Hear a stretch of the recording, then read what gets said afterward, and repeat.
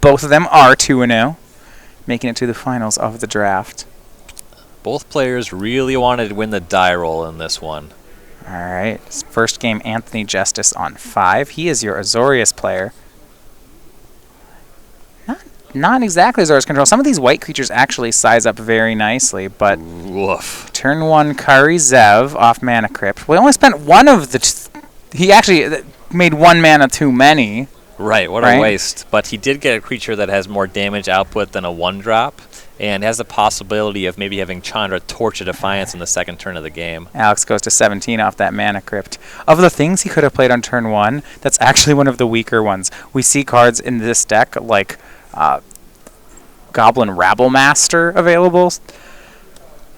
But here comes some more damage. We have Monastery Swiftspear, Zergo Bellstriker. And that's going to be dashed. Okay. He has plenty of mana to play with, so this is just kind of a way to give it haste by spending 2 every turn. Got to look at the hand. There are a lot of lands there, so this play certainly makes sense. And that's enough to get Force of Will pitching Spell Pierce from Anthony. Does not want to see Zergo. Anthony would have so much preferred being on the play, being able to Spell Pierce that Mana Crypt. 4 damage comes in. Anthony down to 15. And a Spell Queller, Restoration Angel, and 1 more. He's going to need some mana sources. Right. And he finds one with Flooded Strand. Costs a life, but it's mana. The hand is pretty poor on the draw. If he had Mox Pearl this turn, Geist of St. Traft could be pretty reasonable, and the Mana Crypt is going to do him some help on the life total front. Swing back for 4 more. Anthony down to 11, carries Zev, putting out the damage. And Beebe's hand was just 3 lands, but one of them is this Mutavault. He couldn't deploy that previously because he was using all of his red mana, but it's kind of like casting a Goblin Guide on this turn, something like that. Just another 2 power attacker. Really easy to fire that up with the extra Mana Crypt mana. Justice down to 10. He's looking at 6 damage on the following turn, and this is what the mono red deck does. Right. In situations like this, we mentioned Sulfuric Vortex just being one of the better cards in the matchup. Yeah, that frequently just closes games like this out. And Anthony hits land 3, or rather he hits Mox Pearl, which is going to be the same thing. Would you need to make a land drop and you draw Mox? That's really the floor. That's about it's as a land. bad as they come. Here's Mox Pearl. Choice of 3 drops in Spell Queller and Geist of St. Traft. He will pass. Leaves up Spell Queller. Alex, no more damage off the Mana Crypt just yet. Draws another mountain. Yeah, when I was looking at the 12 mountain mana base, there's also 2 colorless lands and a strip mine. He has the Mox and the Mana Crypt. I was really interested in shaving a land from this deck. And here's Spell Queller from Anthony. He's going to get to make a free block. He will take care of Mutavault. Takes 4, goes to 6, but he's started to stabilize here. Yeah, there's a blocker online. Restoration Angel, if he's able to produce a land, can also do some neat things with the Spell Queller. Looks like Vendilion Click drawn there. It's another good blocker. Do you like leaving that up or jamming Geist of St. Traft? I like the click quite a lot better. And goes over to Alex. Says wait for the Mana Crypt. And I like this. Anthony's not using that Vendilion Click during draw step. He wants to surprise Alex with it in combat. Yeah, you really just need to get these creatures off the table, and most of what the mono red deck does, a lot of instants usually in these kinds of decks. And here's the swing, and now in combat, Anthony will make Vendilion Click. Curious to see. There was an argument for wheeling his own Geist of St. Traft. 3 mountains in Alex's hand. So Anthony's cannot do that. Carry Zev has Menace, so we'll block up and make a legal block. He can double block the Carry Zev, trade it for Vendilion Click, or he can just block Ragavan. Carry Zev also has First Strike, so that just takes care of Vendilion Click, and then there's 2 on a 1/3, right? It's got so many keywords. I think you're absolutely right. I missed it, as did Anthony. And that blocks means he loses the Vendilion Click. Goes down to 4. It's going to be tougher. He did draw the 4th land here, so Restoration Angel can join. Yeah, that is a good blocker, and it will cover any spell that the Spell Queller could tag. Right, that first strike, the entirety of Carry Zev's time in Standard, I don't know if I ever... It wasn't very relevant. Didn't so come up a forget ton. it. Yeah, 1/3s generally don't have that kind of keyword. But a swing again, and now Restoration Angel in play. Alex still on all mountains. There's a double block that works. It's a little bit awkward, though, because you go down to 2 on this, and you turned off your ability to Restoration Angel your Spell Queller to hit a spell. Right. And that's what Anthony will do. He'll go down to 2, taking the damage off Ragavan.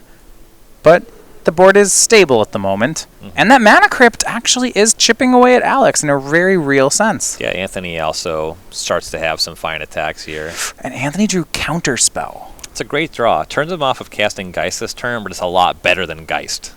Yeah. You know that the hand's just a bunch of blanks. Yeah, I'm interested in seeing him race back. I mean, Restoration Angel plus that Mana Crypt could turn the tide. That's what he's debating. He's going to swing with Spell Queller. A card you see in cubes sometime that's not available in the cube at all, not in Beebe's deck, is Exquisite Firecraft, which would be... Well, I guess there's no instants and sorceries in Graveyard anyway. Alex down to 9 off the Mana Crypt. Draws Faithless Looting. Oh, that is excellent. This is you can't the counterplay best. your way out of that. Wow. Draws a Mox and Bomat Courier. Well, hold on. You want to keep this... The Mox would prowess the Swift Spear, right? That is interesting, but it's tough to attack your Restoration Angel. But yeah, it's probably better than Mountain, and he agrees, ends up discarding the 2 mountains. Here's Faithless Looting, so that's another prowess for Monastery Swift Spear. And now Anthony has to decide, does he counter here? So Swift Spear up to 3/4. No, he does not. Here's Earthshaker Kenra and Hazaret. Oh my. Discarding the Kenra is something I'm pretty interested in, as it's not a spell you have to cast. Right, we can just eternalize it. And just Mox Hazaret. If the Mox resolves, you get to cast the Hazaret. Well, the Mox also prowesses the Swift Spear to 4. So here's Hazaret. That'll earn the counterspell, but Anthony is still chump blocking with Restoration Angel. Just gets to eat the Angel. That's a huge swing for Beebe. Yeah, it's a 4/4. Blocks. Angel is down. There was Mox, Looting, and Looting. And next turn, that Earthshaker Kenra threatens to be eternalized. Well, it does, but Geist of St. Traft has Hexproof. If Alex has no more plays, he could take 1 off the Swift Spear. That's true. He hits Alex down to 7. The Mana Crypt could end up being a big factor with that exchange. Oh, this is Glenalander Archmage, though. That's not going to do it just on the table. Right, Earthshaker Kenra in the graveyard is going to be too much here. He needs a hexproof blocker, and that's not going to do it. Eternalizes the 4/4. No blocks on Glenalander Archmage, and that's going to send Alex Beebe to victory. Yeah, certainly looks like a Game 1 win to me. Archmage can't block. Here's a swing for 5. Anthony picks up the cards. And that means you got to win at least 1 on the draw against the mono red deck with Strip Mine. You do yeah, that is a deck that's going to utilize Strip Mine really well. And Beebe's draw really did not cooperate for a long time there. And yeah, for a second it looked like these flying creatures from Anthony plus that Mana Crypt meant he might be able to stabilize and race back. But what a draw in Faithless Looting, especially with that specific hand. He had all this colorless mana with Mana Crypt. He had too many extra mountains. Yeah, Jestes had just drawn Counterspell, and it looked so good for him. But Faithless Looting just being 2 spells just broke right through that. Yeah, there weren't very many cards that Counterspell wouldn't cover, but that was exactly it. And that's some pretty neat stuff. Players are going to kind of review their sideboards over here. For Alex's deck, there's not going to be too much in this matchup. He's doing his Game 1 thing. I mean, yeah, right? I mean it's just a bunch of red cards, right? Like the ones that deal the most damage are in. They're reviewing card pools here, so he gets to see Batterskull if he does a deep dive there, which makes Rampaging Ferocidon a good option. Right, that wasn't, and you said that, it wasn't registered in the main deck. Right. Beyond that, I mean, I guess you know that your opponent's a blue deck. That makes the Wheel of Fortune less inviting.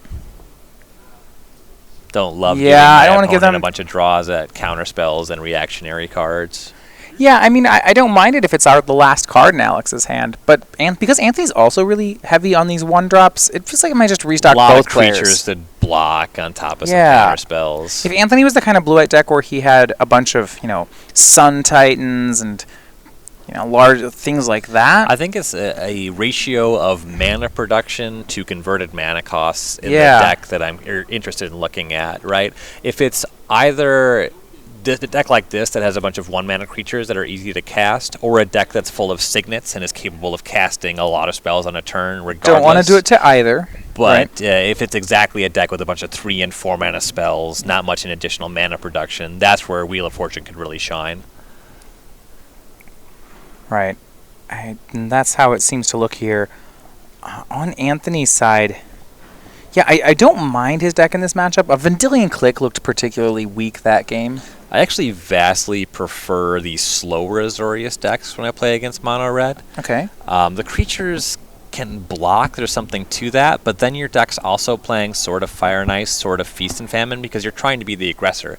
That's the entire draw to this deck, and those cards are just glacial against mono red.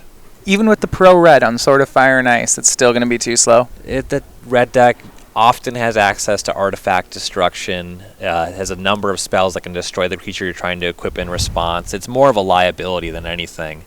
If it was Sword of War and Peace and the upside was higher, contained life gain, I would be more in. Yeah, that makes sense. A lot of these equipment you're not going to have time to get toward. You'd rather have your equipment be, well, things like Batterskull. Right. Stuff like Restoration Angels, Spell Queller, I like those a lot. Yeah. On paper, Anthony does have the tools to be able to answer here. Another thing that he had in his main deck was Ravages of War, and this is just not a matchup for that. Yeah, I certainly don't want to cast that card here. In fact, that card, Armageddon, the stock in those goes dramatically down in Powered Cube, as opposed to something like a Legacy Cube. Your average opponent is going to have some amount of artifact mana, which really pushes back on the power level of those cards. Right, both that. So Ravagers of War, the Portal 3 Kingdoms reprint of Armageddon, both in the cube, one in each player's pool here. Usually a sign that it's not the matchup for the card. Right. Yeah, it's very likely that Beebe took that at some point with the consideration of going into white and playing a Boros deck with Armageddon. The spell suite certainly lines up with that. Yeah, the effect of Armageddon is something mono red would be very interested in. Now, when you draft mono red in cube, splashing is often something you try to stay away from. Especially if you're splashing for a card that doesn't deal damage. Right.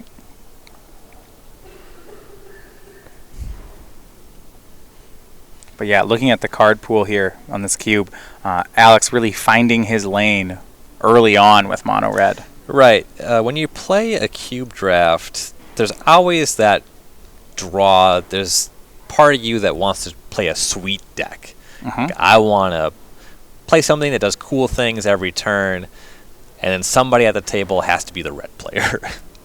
What kind of card do you think? So when I turn to draft red in cube, it usually happens is I start on Lightning Bolt or something like that, and then I go a couple picks deeper, find that I'm 3 red cards in, and then I'll commit.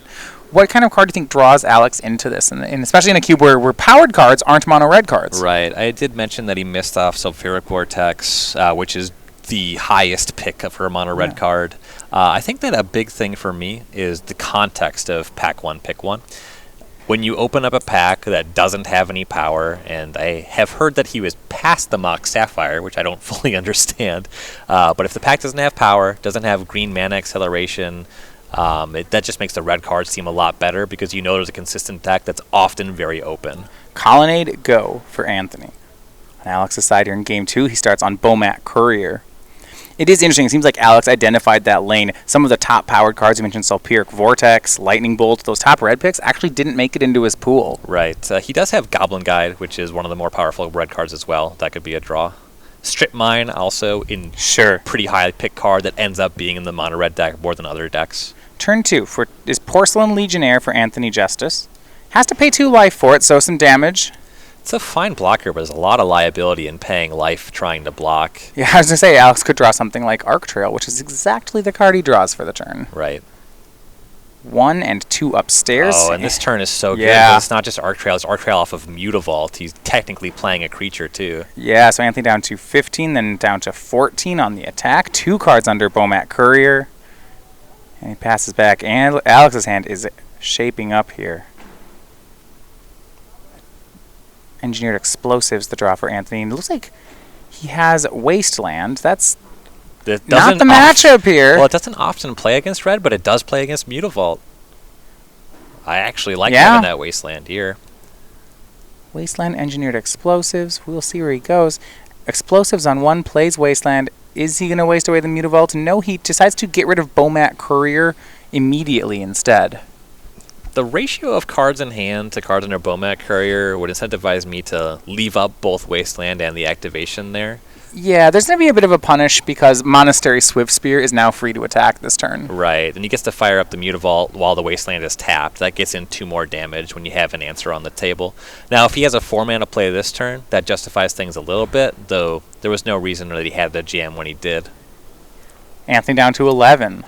Draws Tundra. Hand for him here, he looks like he has a Geist of St. Traft, a sword, a counterspell. He will say go. I believe Nimble Obstructionist, the far card in the hand. So he's in a situation where he can only cast 1 card. Yeah, if he casts Counterspell, he can Counterspell into Wasteland. And this Hellrider may force that. Yeah. You can't just let that one resolve. And just to swing with Swift Spear, Anthony down to 10. Yeah, and I have to imagine that if Beebe had a more efficient thing to do, he probably would have, though you're starting to play into Restoration Angel mana, which is an incentive to try to get a counterspell out of the hand, so you don't have to attack the Swift Spear into that. So Anthony decides to Wasteland the Mutavault. And now draws a land here. What do you think of that play? It does stop him from getting to 5 mana for that sword. Yeah, the thing about Wasteland is you can always just go to your turn and do it. It's a free action. So there's never a compelling reason to do it on your opponent's turn, barring some card on the battlefield forcing the action. Mana Vault pumps Monastery Swift Spear. Ooh, and there's Siege Gang Commander in the hand. I do like that. Yuck. And it looks like Fire Blast. That's a good. That's a lot of damage. This is a lot of damage. I am about ready to call this one over. Jestes is at 8. Uh-oh. Mono Red's about to do the Mono Red thing. Here's Siege Gang Commander. Yeah, this is just throw some goblins next turn. Fire Blast upstairs. Yeah, if Alex gets an untap, Mono Red's going to take it home. It's looking at Wrath of God time. Anthony doesn't have it. He's playing a lot of creatures. He's got Porcelain Legionnaire in his deck. I don't think it's Glenelender Archmage time, and that was his draw. No. Can't even go for the Sword of Feast and Famine, and it doesn't grant any kind of unblockability. This is just 3 spells that don't matter in this situation. The Geist of St. Traft doesn't have good attacks, Goblin Token, Siege Gang Commander, or block with my 20-point life total. That's my favorite block. Yeah. And this might be our last turn for Anthony Jestes. A Glenelender Archmage, Nimble Obstructionist, and Sword of Feast and Famine are in the holdings, but Alex has resolved Siege Gang Commander, and he's going to get to untap with it. That's, by itself, Siege Gang is 8 points of burn. Right. The mana doesn't quite do it in 1 turn, but you're exactly right. Yeah. Given it enough time. This is going to happen. Yeah. And he's also got a Fire Blast. Right. And the draw step. And Anthony just has to say go. Yeah, Mana Crypt is just fine. Draw step for Alex. It's another red card. I think it's Zurgo. That would just kind of pass turn. Sure. Just pass turn. You can make an attack. attack. The team, May sure. as well attack. I mean, technically you can dash Zurgo. I like this. He's going to show all the cards here. Let's dash Zurgo Bell Striker into play. Yeah, with the mana working out the way it is, he still has 2 Siege Gang activations, so this is fine. And he'll swing everything, not the Siege Gang. Unfortunately, Zurgo is not a goblin. Okay. I think it'll be fine. Here's Nimble Obstructionist. Anthony's going to try to block. Doesn't matter. Let him or don't. When you fire off 1 goblin, you got to do 2, so... He says, okay, Yep. show me your block. For all the difference that makes, let it happen. 4 creatures get through. That'll put Anthony to 4, and I think 2 goblin tokens will take care of it. Not to mention, he still had all these Fire Blasts. And Mono Red is cleaning house. The fun police thing. Yeah. I think it's pretty fun. I love this deck. What's not fun about this? You get to play with Cedric Phillips tokens. 5 damage in. He's going to sacrifice the 2 mountains. There's 4 more damage. There's more goblins on the board. Monster is going to prowess and eat the Geist of St. Traft 2. Just take it all. Goes to 1. There's a trade. Well, let's see if Beebe sees So you it. can see it. Yes, he does. And there's the handshake. Alex, Beebe is your winner in the 10K cube draft here. The Fun Police doing their job. Right. Yeah, look, that was